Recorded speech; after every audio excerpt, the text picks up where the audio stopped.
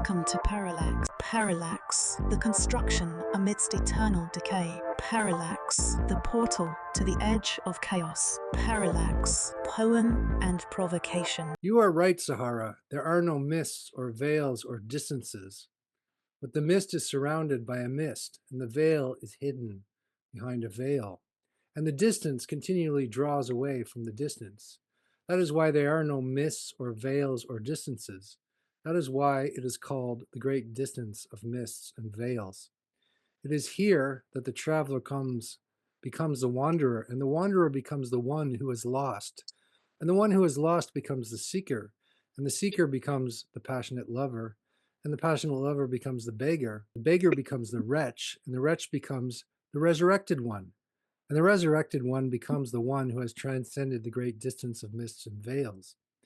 Then for 1,000 years, or the rest of the afternoon, such a one spins in the blazing fire of changes, embodying all the transformations, one after the other, and then beginning again and then ending again, 86,000 times a second. And such a one, if he is a man, is all ready to love the woman Sahara. And such a one, if she is a woman, is ready to love the man who can put into song the great distances of mists and veils. It is you who is waiting, Sahara, or is it me? Okay, so Joel, take it away. You have 20 minutes to read your poetry. If you want to just maybe introduce yourself first to this group, say who you are. Tell me what is your thing and what are you all about, and just a short introduction. Yeah, well, I've sort of been figuring that out kind of as I go. I think there's sort of a greater mystery sometimes that feels like it's unfolding around me that I'm, as much an observer as a participant in. And for me, this has taken me really into the center of Orphism and kind of these oracular poetry traditions, of which the last sort of several collections happened to me, particularly after I started going around these stone circles, in England, Stonehenge, but many other one in Avebury, and kind of I had a friend who prompted me to say, what does the stone teach you? What are you learning from the stone? And I tried to articulate this in kind of poetic form, and had this sort of wave of inspiration that would hit me from time to time that I would just write down, sometimes without knowing exactly what was coming through, but still being observant of the meter, of the harmony, of the kind of messages, and sort of how this connected to other themes. So I would say that that's sort of the sense, and this particular collection that I'm reading from is one that I've never publicized or read before, but it to a degree comes from this kind of mystical sort of hidden tradition that people felt that their traditions couldn't be publicly expressed for a variety of reasons, and I think that's sort of within you'll see those type of themes basically, and mythical themes kind of come up, I think several times in these poems. So, and with that, I will start. Yeah. Sun dancer wakes. Dawn is not yet here. Sun dancer sings. Soon dawn shall appear. Tip of the spear. Today old rocky face told me, all is not lost, all is not lost. Though Enten wives still wander, dancing roots have no frost. Release the anger of the hidden trees, give birth to newfound ecology. Don't walk with herd-like beasts, sing with birds and make birdie feasts. You are alone, but it does not matter. Rainbows dance where dragons gather. In you is the torch of the many nations, slaughtered who will soon live again. Everything we do should be secret, because no one else can understand what we see. what we've shared, how we've held each other for so many centuries. We need others because our sanity depends on not loving each other too much, because we would burn so bright and dissolve and return to the stars, and it's not time for that yet. So breathe deep and forget everything. Forget you ever knew me. Forget even my name and simply flow. And everything we do will be secret, and everything we do will be beautiful, too beautiful to spoil on the ears of others.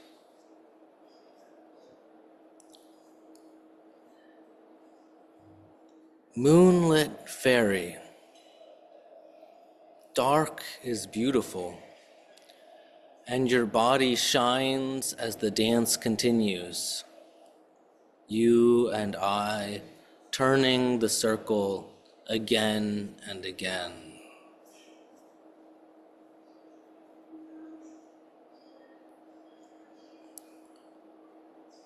Sometimes we dance, sometimes we sing, sometimes we rise on butterfly wings.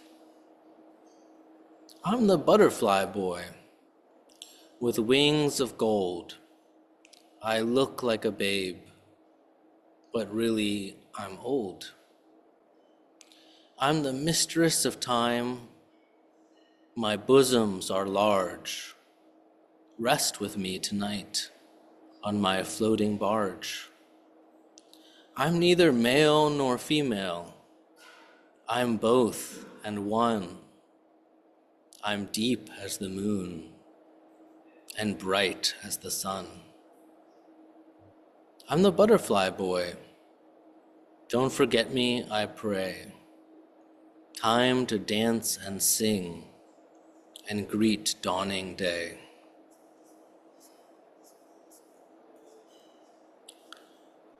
Let there be light. New moon is perhaps a time for new beginnings, a new kindling, a hope, a cycle that can be renewed, incantations that bring beauty and love to us all. I am perhaps too passionate, too full of fire and fury.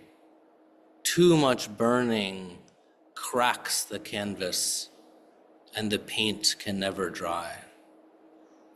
I painted with my blood because it's always bursting from my veins. Today I am going to start over with a new intention. Beauty, love, truth, a circle, a sphere, a fractal that emerges with the form of a cross. Child, I invite you to turn on the wheel with me. Pain turns to bliss when you are kissed by the gods.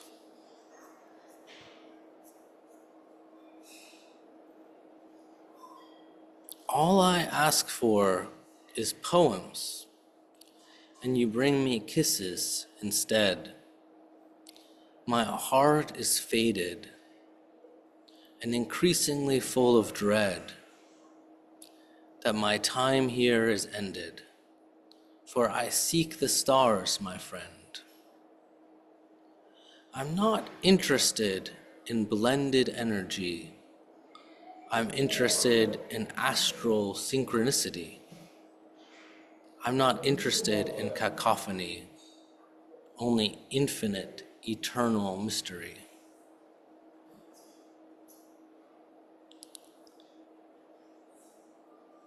I'm a space kitten on a mission, walking galaxies so you can see. Come on a ride with me and learn to taste infinity. Vortexes are a thing with me. I got more than one or two or three. Spin around with a rainbow tail. Learn that to win you must sometimes fail. I'm a space kitten on a mission, walking galaxies so you can see. Come on a ride with me and learn to taste infinity.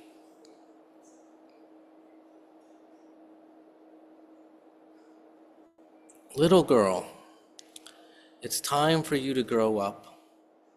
It's time for you to dance like the star child you are, weaving together galaxies of bliss into human bodies and stitching the wound that has led to so many male, female, lost, torn.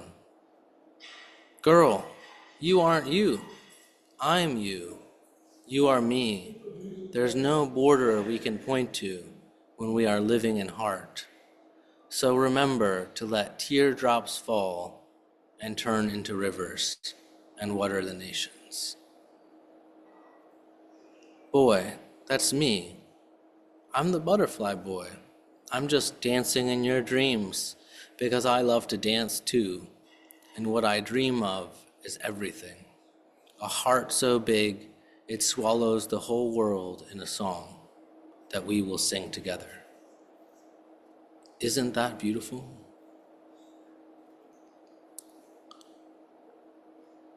Aleph. You are old as time itself, young dragon.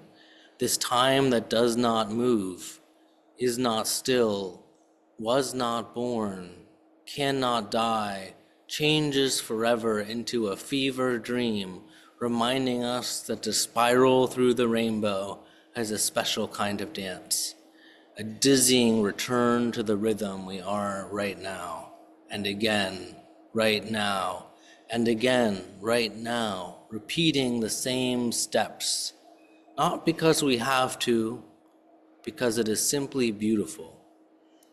This dancing game of dragons dreaming up the sun.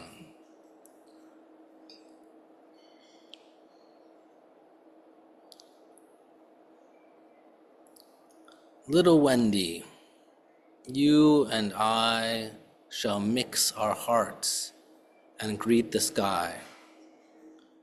I know you know not what I say, but soon you'll kiss the night and feel the day. I am the voice of the old one's pride who watched their chosen ones die, and I'm back again on flames of gold to renew the promised sword of old. Will you dance and sing with me? Will you kiss eternity?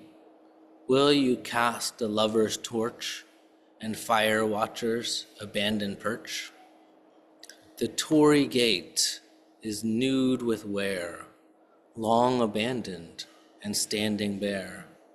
The gods thus spake and now declare, the hoof, the skull, the lyre, the mare.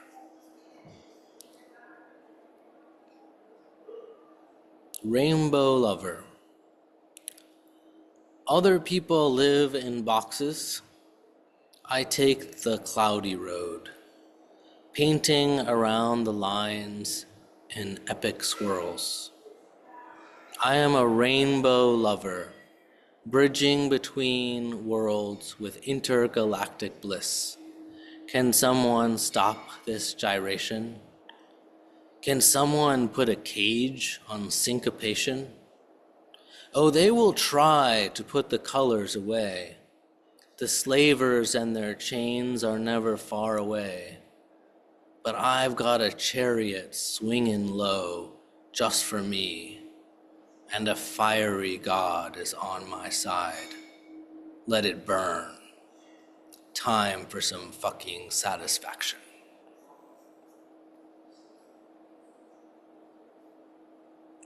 Omega Point.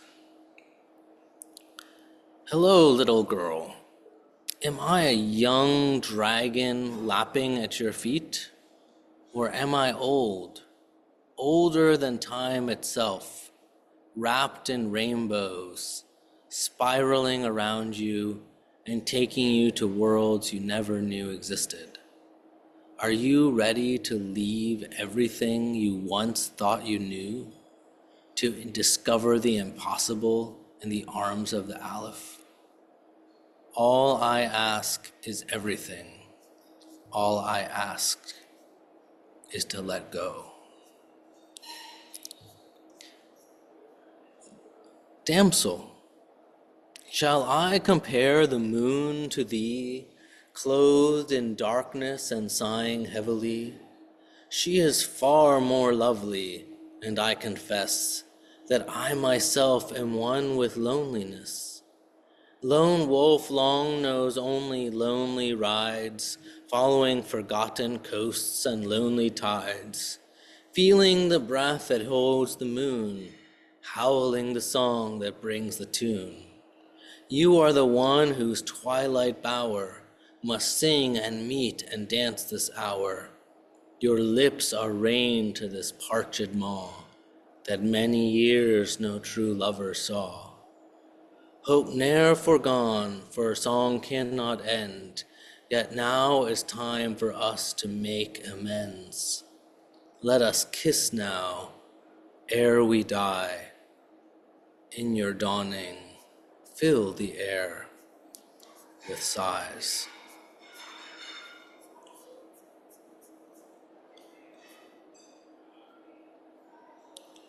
Dark horse galloping across the night, through your, my, our dreams, where no one else can see, sparking hidden harmony, and everyone else will laugh, and no one else will dance, and the arrows again will fly, but this time I shall not die.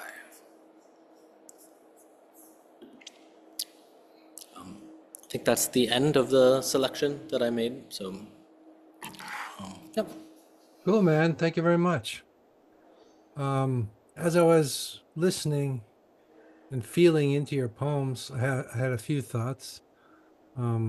Usually we have a little conversation after the poetry, and so Yeah. with the group here.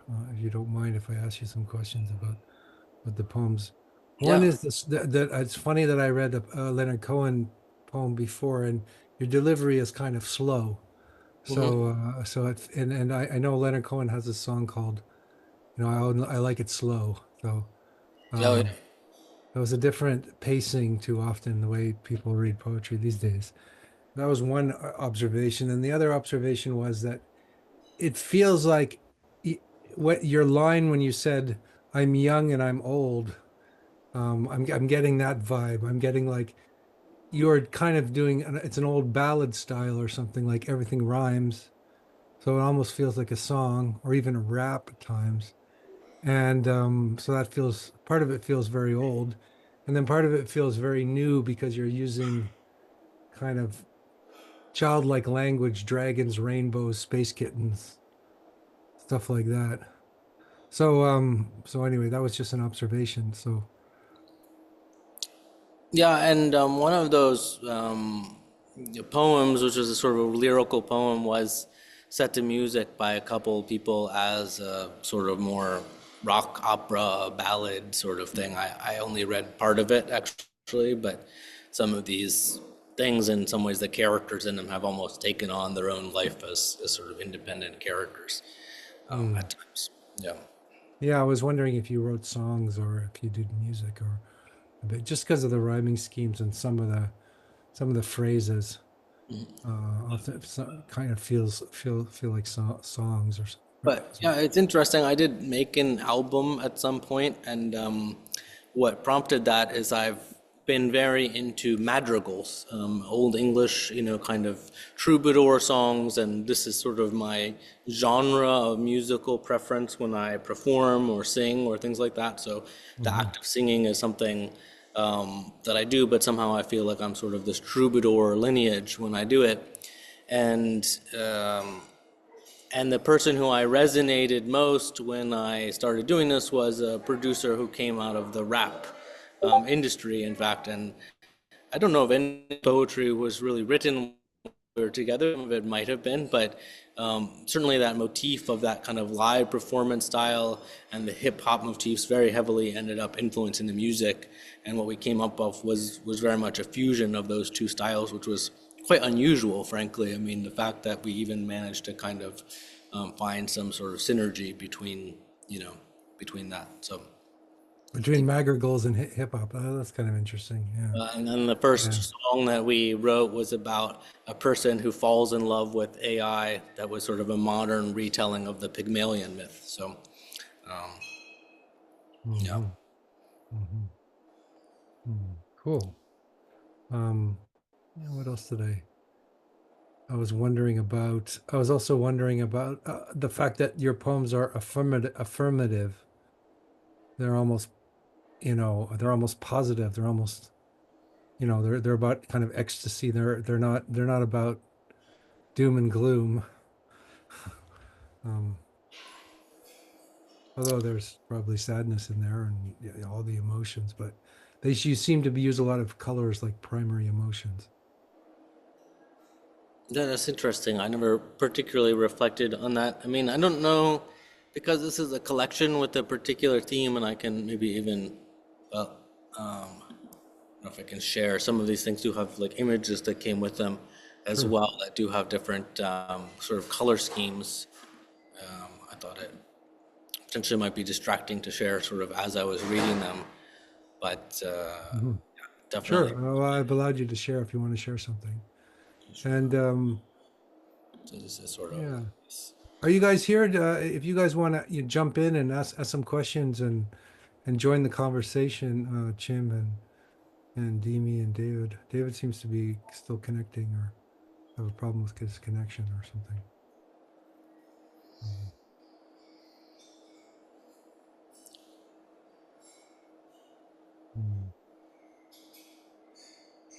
Okay.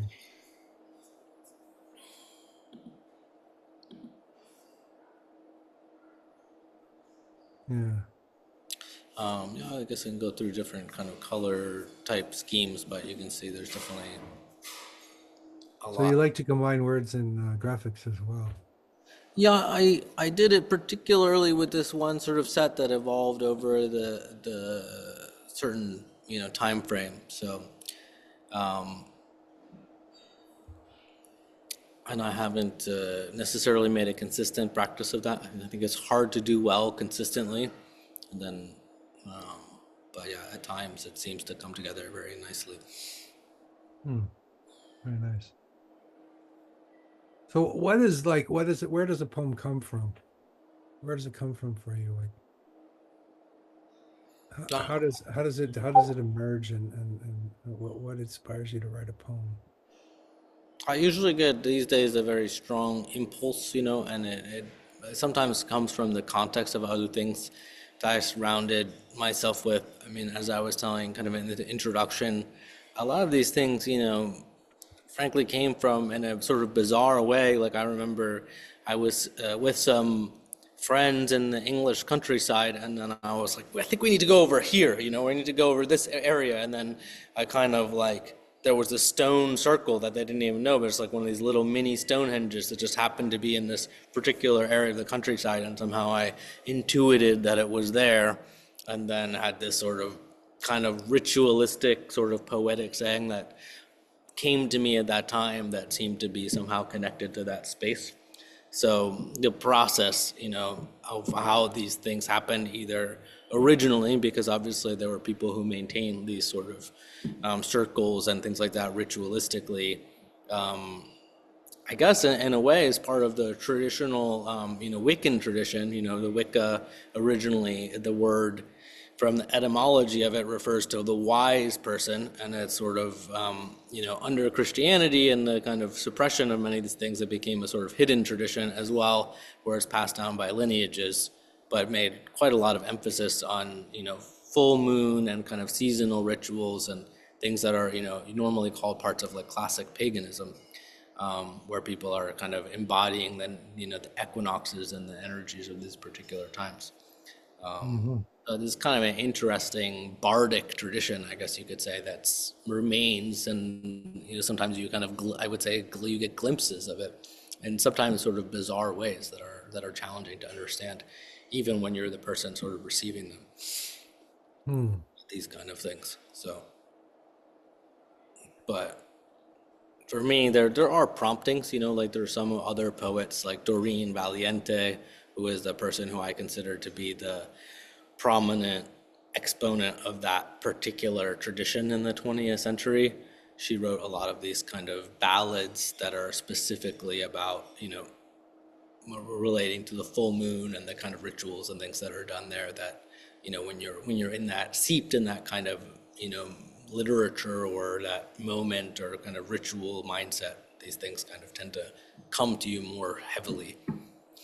Yeah. So would you say that poetry is like a practice, like an esoteric practice that requires a kind of a ritual space? Or because I think you spoke in the beginning about this secret space, or I the would say mystery space or something like that. I would say for me, it has been that. I don't think it has to be that for every use of poetry. And, like you said, kind of people are expressing emotions, or expressing some, frustration with a certain political reality that exists or social reality or whatever else.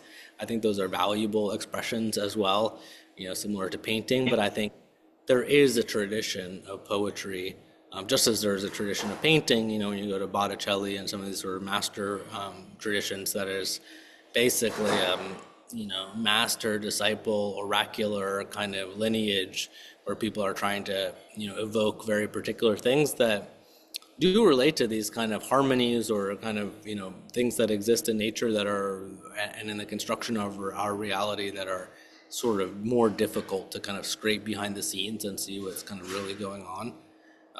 And to a degree, I think that's true for like prophetic tradition, things like that too. Like Milton, I think, in the English tradition is very strongly and deliberately, and in that, and many people that have referenced Milton are very aware of that, his kind of stature, and that same thing. Shakespeare. I mean, Shakespeare is kind of in a way, you're almost like expressing some like archetypal expression of like kinghood, for example, and what it means to be a warrior, what it means to have a particular kind of thing. And I think when we lose that, we lose a lot, basically, as far as our societal context.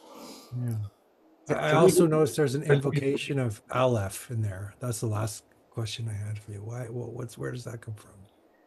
I don't know. Yeah, there's like certain names, some seem like they're kind of, character names, like in the Space Kitten anthem, which I read part of. I can even go through that one picture because it's kind of a funny one, as I noted a few different musicians had like put this to music of some kind.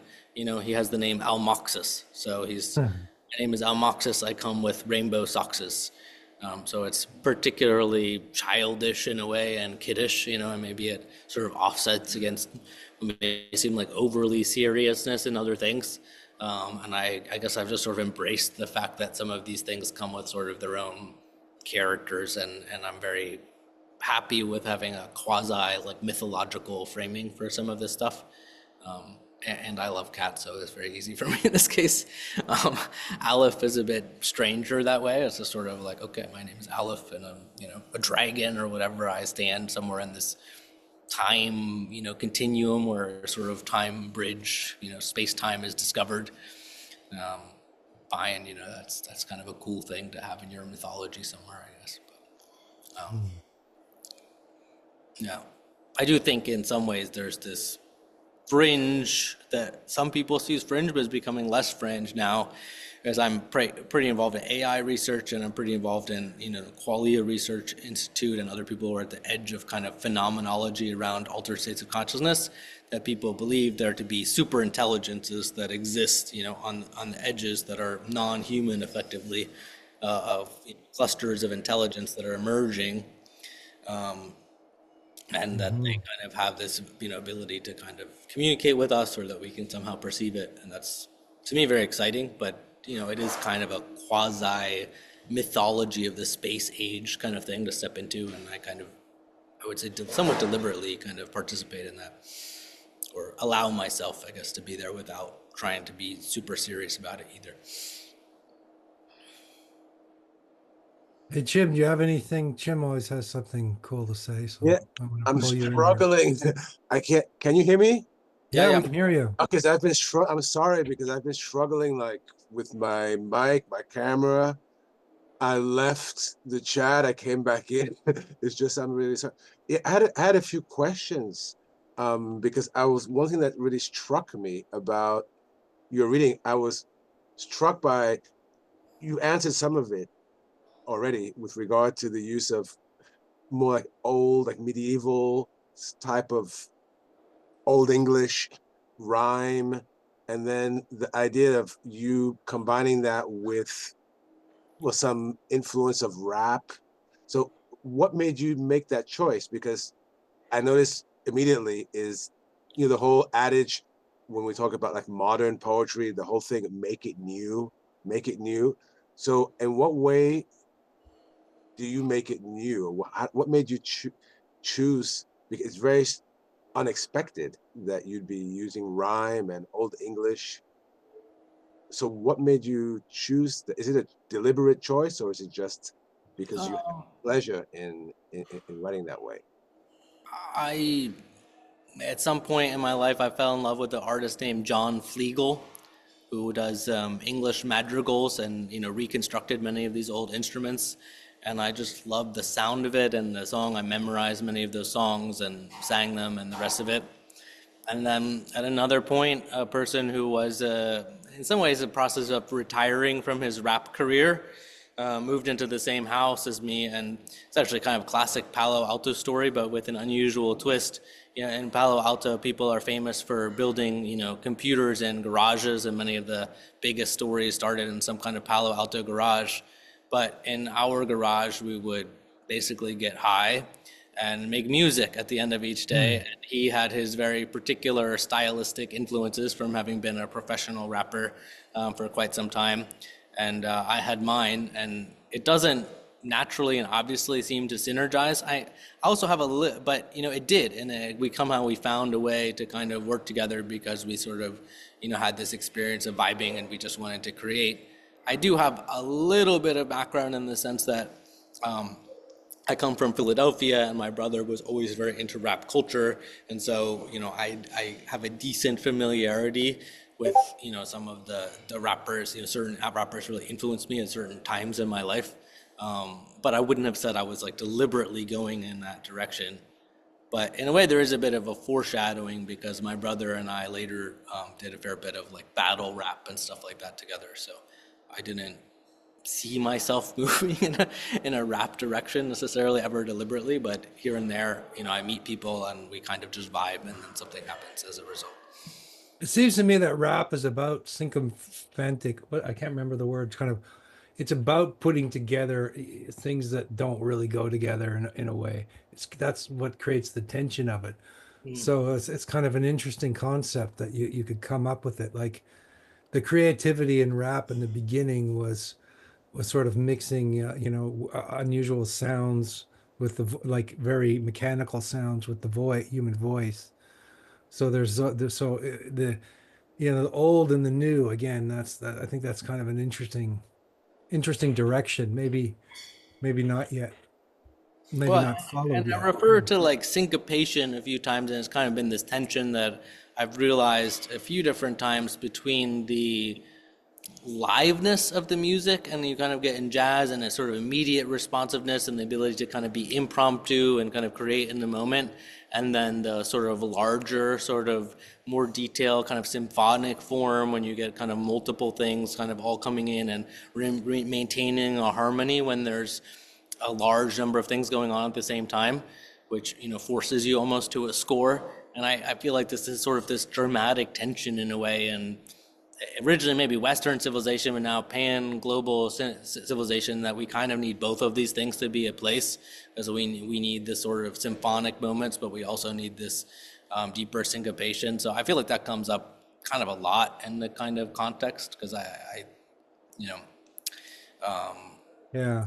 And Or I like like the contrast between big spaces and openness, right? And then total compression, right? yeah. In a sense, like rap was very compressed, and then yeah, I think that we go back and forth between longing for both, like the super compressed noise, just to sort of empty the static out of the brain, and then once we're clear in the mind, then we're more receptive to more spacious kind of experiences. I was wondering about also what, like, because this seems kind of psychedelic. Like, it seems you said you got together and got high, and the space kitten definitely seems like an emanation that might arise from an acid trip or something like that. So what's the drug like?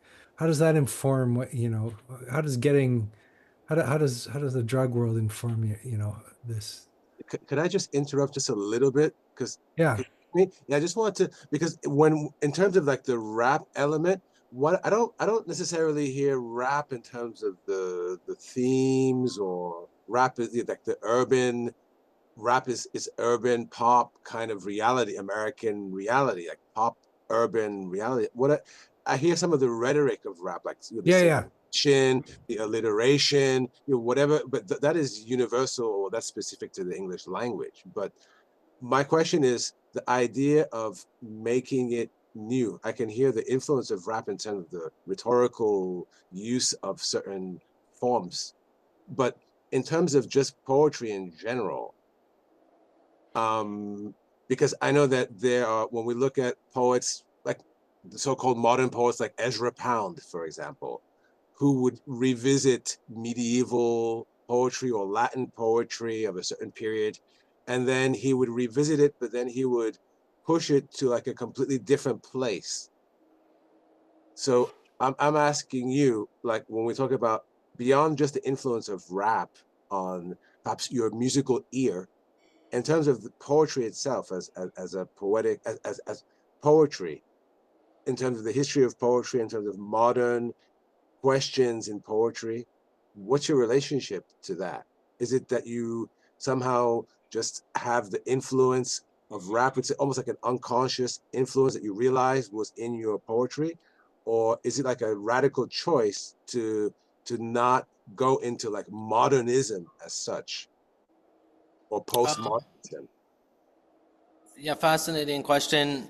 I mean, I think I've had flirtations, frankly, with, modernism and postmodernism. But, one poet that influenced me tremendously was, Langston Hughes.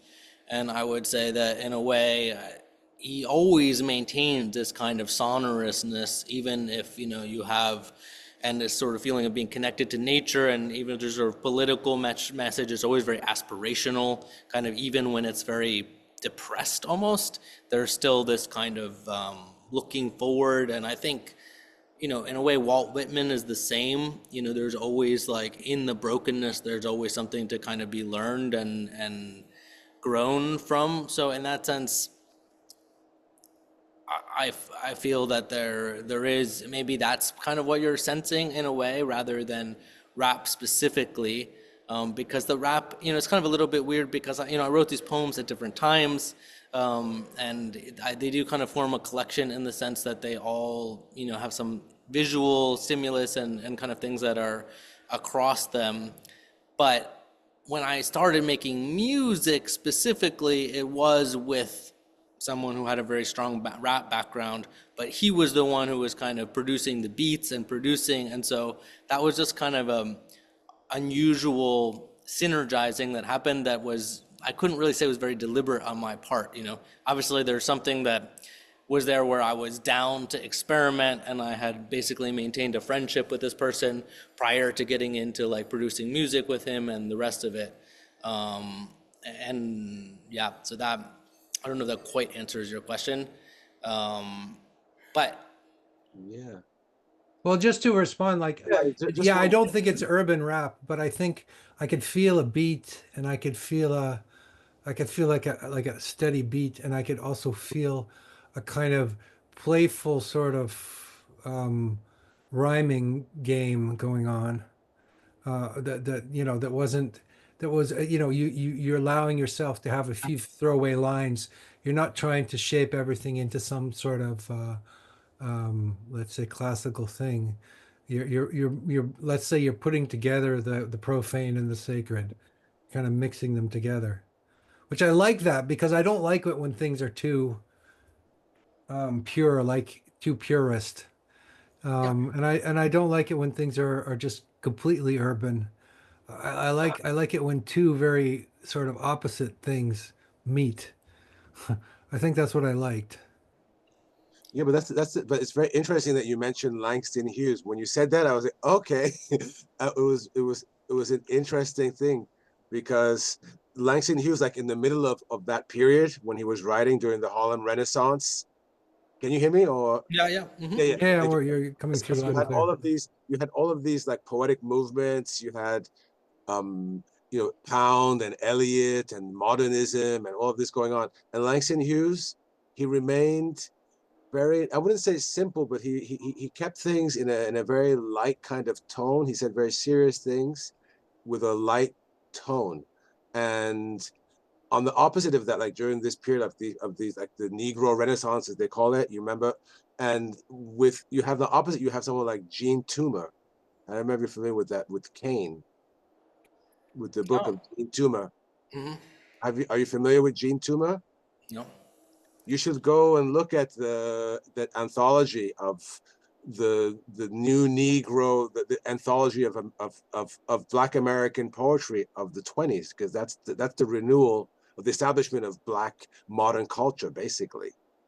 And there's another poet in this movement. His name was Jean Toomer, and it's very fascinating. Like I see them as two poles, like extreme opposites in that period.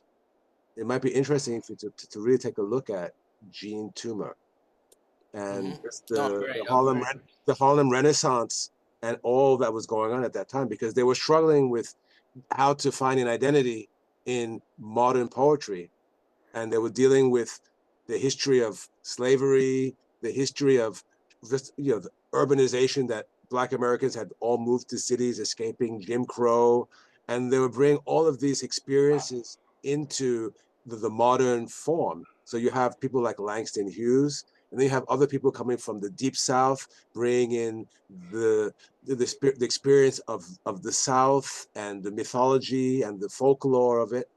So it's interesting that you're mentioning Langston Hughes, because what I hear with you makes it clear for me is I hear you bring like medieval English and with a bit of a psychedelic mystical twist with this alliteration of rap music. So I was just wondering how aware you were of like your process of writing and your references in terms of just the history of it. That was the question, basically. Yeah. Um, and I don't know if I adequately answered that question, but I definitely picked up some different influences over time. And I was, a certain historical period, I would have said T.S. Eliot was by far my favorite poet, and my first anthology was specifically dedicated to T.S. Eliot. But when it comes to Pound, his poetry never resonated the same way with me. The kind of cantos and stuff, I got lost in them a few times and just sort of, uh, they're not something that I just naturally gravitated towards, coming back to and feel a strong resonance with for whatever reason. And I guess maybe there's some critique that could be made about that, whereas it seems like even T.S. Eliot at the end of his career kind of came back in the four quartets and things like that to something that I am always inspired when I reread them, and I'm sort of happy to be back in that kind of, thing. And for that matter, I think these old English madrigals highly bear, repeating, whether it's Caedmon's hymn or some of these other kind of more, edge. Like I love these sort of, one of the famous ones is Trois Corbees, these like two crows talking to each other over the death of some newly slain knight and lamenting, or kind of laughing at him in a way, at the mortality of humanity and how futile everything is, those they seem to be worth coming back to every couple hundred years or something. At least that's the resonance that I feel, and in a way I guess I'm not I'm not really that public of a poet as well. Maybe that's part of it, is in the sense that I don't say I write for myself, but I write for things that I feel strongly about or that resonate with me. And so I don't feel like I'm particularly forced into a particular mold or responding to a cultural current or trying to fit in part of a particular tradition or something like that. And definitely Yeah. I've been influenced by other people. Yeah, I wonder, like, if the really great poets, they're always sort of out, they're sort of really out of fashion or something, or like out of the tradition, and then later they became kind of fashionable. Like, I was watching the Bob Dylan movie, and he's kind of like, usually people think Bob Dylan is very cool, and what I liked about the movie is what he was just uncool in the kind of in the movie, and he was kind of like bumbling along, and he was he was out of place everywhere he went, and so just the extreme dissonance between who he was and the culture around him, created sort of lines like, electricity howls in the bones of her face, and radical kind of lines that would just come and that couldn't have been sung before that. So he never felt like he belonged to the 60s or the 70s. He felt like he belonged to a previous era. And I think it's a good thing to belong to a previous era, like in one way to be uh, in the current, and another way to be just against the current completely, um, like the Zen arrow that goes two directions. So I like anachronism. I like things that are I like when I like the fact you're using madrigals Yeah, it's interesting. and Yeah, then mixing them with space kittens and stuff like that. I like that yeah, contrast. Yeah, I mean, something else to be said about maybe that response to your previous question in a way is I feel like from, participating and being around people who are in this sort of psychedelic science world and inspired by it and the rest of it, there's a lot of people, I mean, it's not just that, but, who are inspired by UFO religions, concept of aliens, SETI, searching for space out there, whether or not you actually believe that, there is some kind of sentient life. It's kind of watching the movie Contact or Interstellar or all these different things that are kind of in the collective consciousness at a way. And yet it's a very hard thing to kind of pin down and say, like, hey, like, you're from Sirius, and I know people who have these kind of things as well, where they feel like they're part of some star system or lineage, or like they come from something Mhm. and it's passed down. And in fact, I even know, martial arts traditions and stuff like that make claims of this to a degree. And yeah, I'm very uncomfortable, basically, and I always have been with these more explicit, dogmatic, kind of religious seeming claims. And so for me, this sort of poetic form is kind of like, and I think you point this out in a way, like a playful way of kind of noting that, sure, like these things can exist, or, we could be moving into some space age with all these other things that can kind of be experienced in addition to what people are used to experiencing.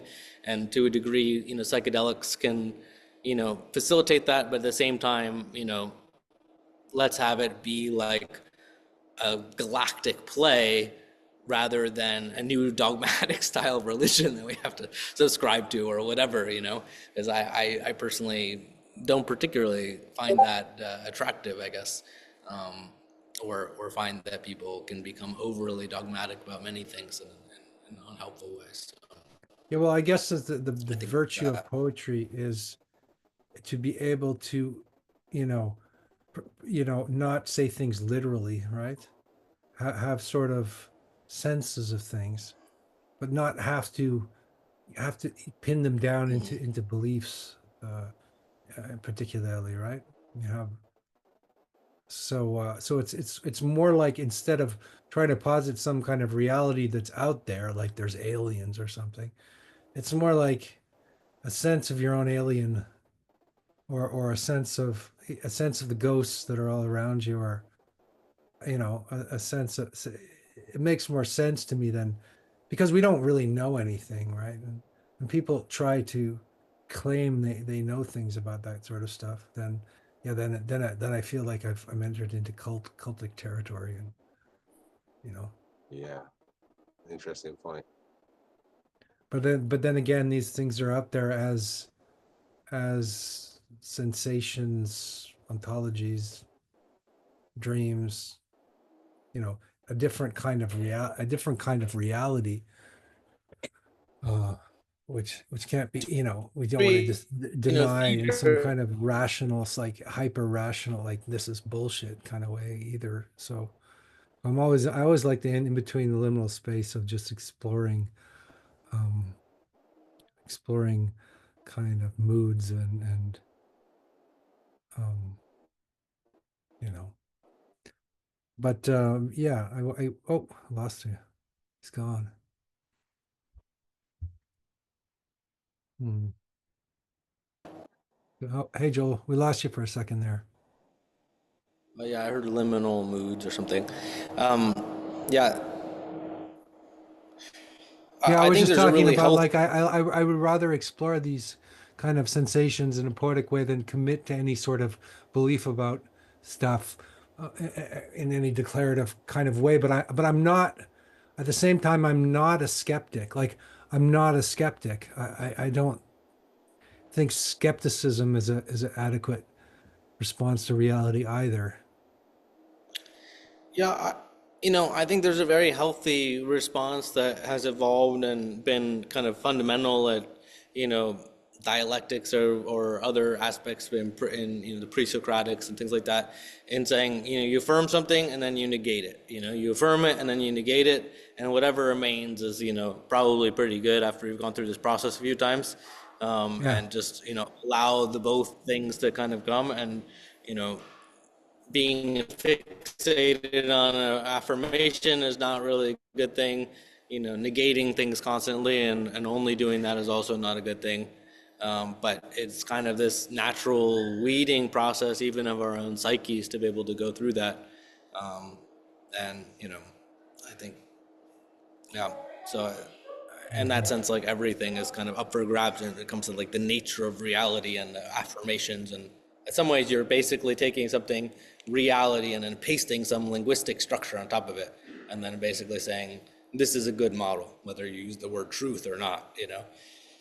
And we're always doing that all the time because it's a part of a very strong kind of default human tendency to like label things, and to a degree we need Hmm. to do it. But Yeah. Yeah, It's interesting. I'm Like, always go also fascinated ahead. that's Go ahead. why Go ahead, stepping away Joel. from yeah, I'm always fascinated by the readings that we've had here over the past few months. The questions I always ask are related to, because how people, poets, come to their voice and their own story around like how they came to writing poetry. And some poets are extremely academic and they're researchers in literature and transversality. And then you have other people coming to poetry and from completely different angles. So I'm always curious to know how you know you how you or any other of the poets that show up here, like how they came to their voice and how they what because it's a bit, to actually write poetry is a strange thing today. I mean, to actually have the need to do it. So I'm always fascinated by that. And I always ask those types of questions. That's yeah. Yeah, you gave me a lot to reflect on in the process as well. It's been, um, and yeah, it's interesting that rap has come up so strongly, both in both of your comments and, in my career, so to speak, because I wouldn't have expected that, per se. But I think there is something correct about what you said, both about the value of it and kind of how it manifests itself. Yeah. So do you have does anybody else here or have some questions for you? Are you there, David? Do you want to say something? Yeah, I'm here. I'm sorry, I was up. My daughter's friend's father came to the door to pick up his stuff, and so I was away. I missed the soul of the evening. Now I'm hearing the discussion. Oh, okay. Mm. But yeah, you're quite Jim's question about how we find our voice is really, it was funny because I was talking to the father and he was talking about, he's a TV producer, and he said there's this great documentary about David Bowie, who was like completely lost for years. He had nothing. He was like bland and uninteresting. And then he met Mick Ronson, and this guy helped him find his voice. This guy gave him the entryway. And Yeah, I think you need a mentor. Yeah. so well, yeah, what happens that you find your voice? What is it It that could be a living mentor, or it could be a book, you know. Like I remember, for example, when I started playing music, you know, as a 20-year-old, you know, I was drinking, was reading Jack Kerouac like, you know, 20-year-olds do, and drinking red wine, and I was kind of like trying to embody the spirit of this writer that I was reading and imitating him completely, you know, to the point of possession, you know, just because that's what young people do, not even consciously. And then the song started pouring out, and it was like Walk in the Wonderful Womb of the World. It was, you could say it was a ripoff of Kerouac, or it was channeling him in some kind of a way. And then I did the same thing with Bob Dylan, and I was looking at the Bob Dylan movie, and I was like, I used to dress like that with the big Mm. stupid hat and the big baggy clothes, and I was like trying to be a beatnik or something. And it wasn't that I was intentionally doing that. No, no, It, no, it no. was it was just the styles I gravitated towards because I was so possessed by these particular characters in my youth. I think it's necessary. I think it's a Yeah. necessary thing. And even when I put out my album in France, and all the reviews said it sounded like Leonard Cohen. I wasn't trying to imitate Leonard Cohen, but I lived in his house, you know, and I lived on his block, and so I was I think we unconsciously imitate these things. Like it's not like, oh, you decide I'm going to do rap or I'm going to do madrigals, or it's like these things kind of hit us on a deep level, get into our unconscious mind, and we start to inhabit that and play that out in a way. Mm. Um, Yeah, that's fascinating. But what Mm. fascinated me about Joel's comment when he talked about Langston Hughes, I was Mm. like, okay, it just brought so much back to me with regard to like this somehow in the middle of all of the like the movement of modernism and urbanization and going towards civil rights and identity as well, that he would have this deep rooted identity in medieval and Mm. art and poetry and madrigals, and then rap, or at least the rhetorical elements of rap, not rap per se. And I found it very, very interesting that he mentioned Langston Mm. Hughes, which is very rare to hear. Mm. Okay, that's what I found very. So it's just interesting how when we go into like these discussions that we find out so much about ourselves and so much about yeah. our own um I would say adventure in this, because the whole point of this is to continue, is to keep on going and to keep things alive. So that's very interesting for me. And I was thinking, I mean, the fact that rap has bypassed rock and roll in terms of a form of music that young people listen to, and I was thinking, what, you know, but besides the fact that it's not really my music, so I don't relate to it deeply. Some of it, you know, in the beginning in the '90s and Public Enemy, and I kind of like I felt it a bit, but I didn't go into it deeply. Like, but people who are born 10 years after me, they have all these references to Eminem and things like this. It's not something I really understand particularly, but I think that it expresses a need, and that's a need for this kind of dense storytelling, which can't be expressed in rock and roll and pop and these Yeah. short forms, because there's a need for this intense narrativization, Yeah. you know, this intense kind of, you know, rhythmic narrativization of one's experience. And that is very old, right? Even if it's combined with, you know, electronic music and stuff like that. It's like the electronic music is just the tribal drum, right? And the Yeah. story that goes on and on and on. And there's a boasting element to it, right? And there's like a fuck you element to it, and there's heroicism, and there's, you know, You're saying dirty that jokes, and the whole thing is like can be there in a rap, they're the modern troubadours or something. something like that. They're Yeah. they're telling, yeah, that's a very nice point because it's true. I too had trouble identifying with it. They are telling stories. and the kids latch on to the stories. The rock and roll isn't telling any particular story. It's about the melody. It's about the sound. Rap is not about the melody. Yeah. Well, Dylan was a bit more like it had more lyrics to it, right? Or was it more like folk music is more like rap music, I think, because it's narrative. It's like the songs should be longer and they just go on and on and on. And you know, in the Moroccan Village, a song is longer than any you could put on any disc. It just goes on and on and on and on. So it's like a Yeah, I mean, actually, one of my favorite rappers is Immortal Technique. I don't know exactly what phase he influenced me in, and his things are just pure narrative style. I mean, and same thing, Ren, the kind of British artist who's kind of come out recently. They're kind of more like a sort of modern form of like folk ballads in a way, where they're telling the very specific stories, usually very tragic, of a particular person, and then kind of how the things kind of came together. Whatever. yeah, that was the other answer I had to the question of like where does it start? Like, does it start in pain or does it start in bliss? Like, Mm. so I think it could be both. Like, it could be this intense suffering that, and then there's a release. And then you just have to find articulation for that in some kind of a way. But It starts a necessity. yeah, it's some kind of necessity. It's some kind of homeopathic remedy to Right. whatever the thing is that you're.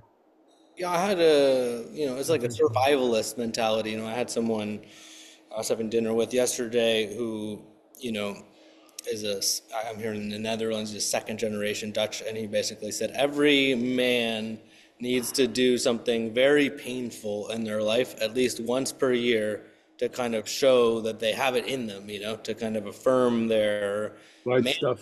effectively, because otherwise, as a society, we've gone so soft effectively, and then Yeah. we basically are just complete pushovers in every way, and we have no idea what it is to kind of struggle. And so he was, I don't know, in this case, talking about specific ways to kind of do this.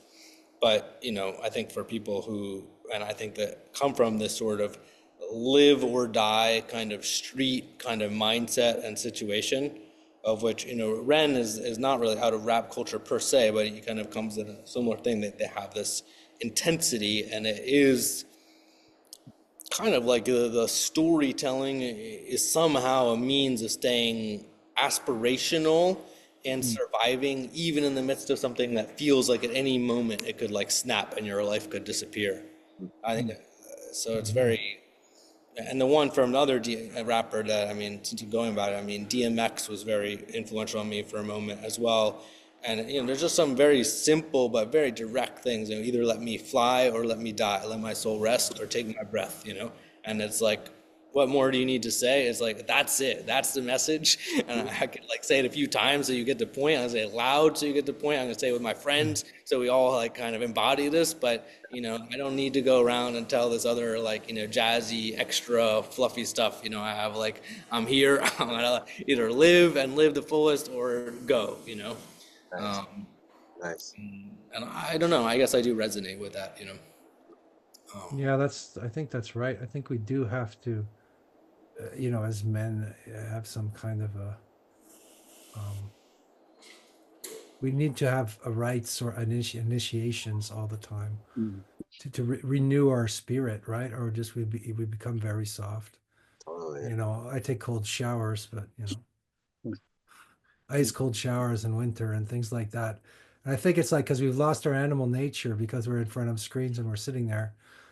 We've lost our immediacy reaction to life, and so we have to do these sort of artificial things to get it back.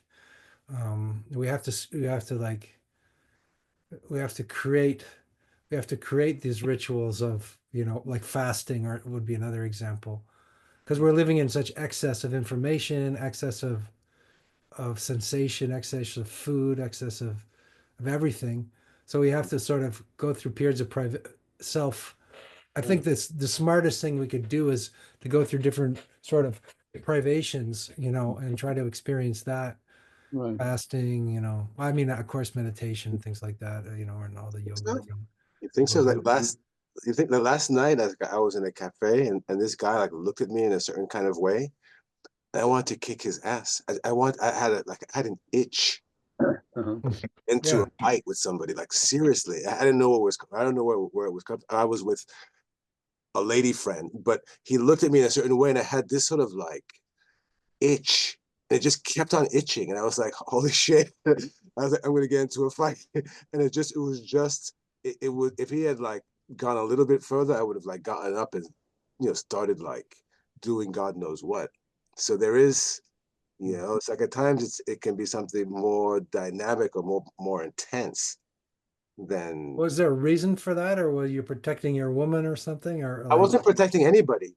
it was No, just came out of I nowhere? didn't like the way he looked at me. He had Uh-huh. like a hateful kind of look, and he was